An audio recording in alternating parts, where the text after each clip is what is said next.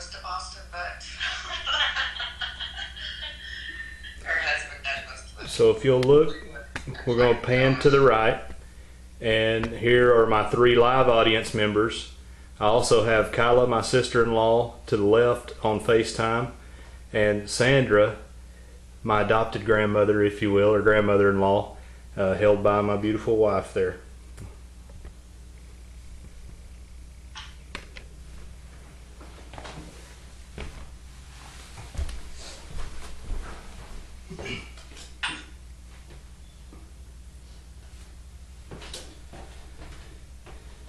Have you ever stepped outside and smelled the beautiful goodness of God's love in the air?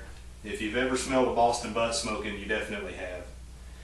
This presentation is designed to encourage you and hopefully guide you in how to smoke your own Boston butt. In my opinion, smoking a Boston butt is an art form. It's therapeutic, and it's also fulfilling when you complete it. According to research done by Stately.com, Tennessee is the number 3 state with regards to barbecue in the nation. I've been smoking meat now for about 6 years. My father-in-law does it as well. We kind of trade secrets and try to become better barbecue cooks as we go. I've got 4 main points that I believe are important to kind of guide you in the right direction to be able to smoke your own Boston butt. First thing you want to do is you want to take care of your equipment prep. Then you want to take care of your meat preparation. Next, you're going to take care of your cooking and your timing and your temperature control. And then finally, cutting and serving your meat is also important. First, let's discuss equipment prep, and if you look to my left, here's several items that can be used in taking care of a Boston butt and cooking one. First thing you want to do is you want to decide what kind of wood you want. To do that, you got to figure out what kind of flavor you like. I have 4 types that I like to use, and charbroil.com gives a description of those 4 types and their flavors. Hickory is sweet and has a strong bacon flavor. Mesquite has a strong earthy flavor. Apple has a very subtle, mild but sweet fruity flavor, and cherry has a sweet, mild, and fruity flavor. Next thing you want to do is you want to go ahead and locate your meat injector. There are several different types. This is mine. You want to make sure that it's clear of any excess food and that it's in good working order. Next, you want to locate your meat thermometer. Make sure that it's clean and in good working order as well. These are your bear claws. We'll get to what those do a little bit later. You want to make sure those are there. Then you want to step outside and inspect your grill. Make sure that the grill and the smoke box are clear of debris. If they're not, you want to go ahead and clean those. After you've made sure you have all your equipment and everything's ready to go, the next thing we got to do is we got to prepare the meat. So most people think that when you smoke a butt, what's important is the smoking, and that's where the flavor comes in. That's really not true. Where it's important is the meat preparation. According to the National Pork Board, you should rub your pork in a salt, sugar, or spice mix, and you should also inject your pork with a mixture of juices or brine. My favorite is a brown sugar-based rub. I have some other special ingredients that I like to include, but I'm going to pass those down to my kids. I'm not going to give those to anybody in the public. And next, you want to make sure that you take care of your injection mix, which I like to use apple juice and apple cider vinegar, and then I like to add a little bit of that brown sugar special mix as well. After you take care of rubbing and injecting the meat, the next thing you're going to do is wrap it up, and you're going to go ahead and throw it into the refrigerator overnight so it can chill and marinate nicely. Once you've prepped the meat, the next morning you pull it out and you're ready to go cooking the meat. The first thing you want to do is you want to make sure that you get your fire started. It takes about 8 hours from flash to bang to get your meat done and smoked properly.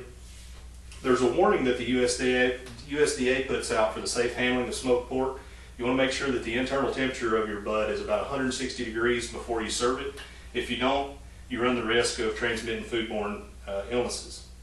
So you're going to start that fire with a mixture of wood and coals. The coals help keep the heat consistent, and you're going to bring that temperature up to about 250 to 300 degrees. Once it reaches that, you're going to go ahead and place the butt on the grill fat side up.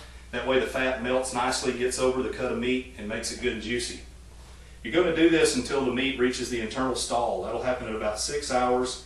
It'll be 145 degrees internal temperature. When it gets there, you're going to go ahead and wrap it in aluminum foil. I like to add that juice mixture as well. And you're going to cook it for about another hour and a half or so, or until that temperature inside gets about 165 degrees. Are you hungry yet? I know that I am.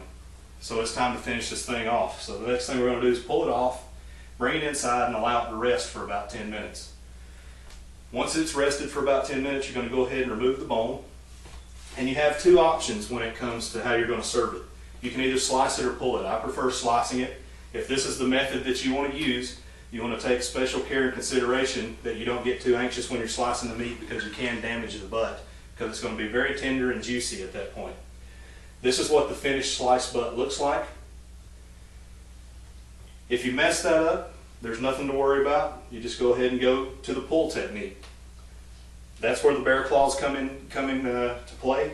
So your meat's going to be very hot, so you take your bear claws and you're going to use an outward motion. You can also twist to get that meat pulled apart. You can also use a fork if you don't have bear claws.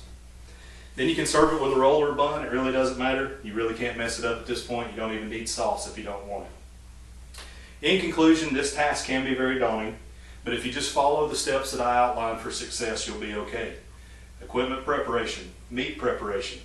When you cook it, make sure you take care of your temperature and timing. And then finally, either slice or pull it. It really doesn't matter, but take your time and be patient. In closing, you'll find out that this is not a huge task. Anyone can conduct it, but practice makes perfect. My way is not the only way, and as you begin to do this, you'll find your own technique and you'll figure out what works. But what's most important is to get out there and do it on your own.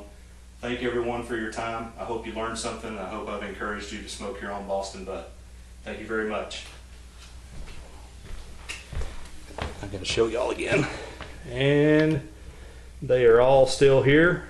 Hopefully they all want to smoke a Boston butt. Thank y'all very much.